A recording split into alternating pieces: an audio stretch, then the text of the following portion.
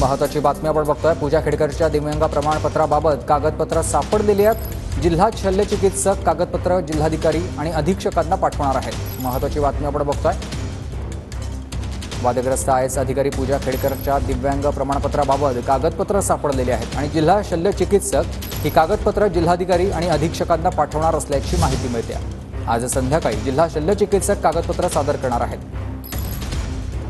कुणाल जायकर माझे सहकारी आपल्यासोबत जोडले गेलेत। कुणाल, काय अधिकची माहिती?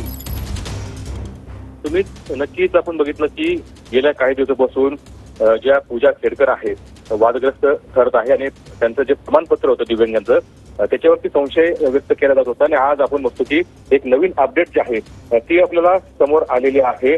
आज जिल्हा शल्यचिकित्सक जे आहेत ते संबंधित कागदपत्रे जे आहेत ते जिल्हाधिकारी कार्यालय आणि पोलीस अधीक्षकांना सादर करणार आहे। सायंकाळी 5 वाजता जिल्हाधिकारी कार्यालयात ही बैठक पार पडणार आहे। ह्या बैठकीमध्ये काय निर्णय होतो हे पाहणं अत्यंत महत्त्वाचं असणार आहे। धन्यवाद तुम्ही दिलेल्या सविस्तर माहितीसाठी।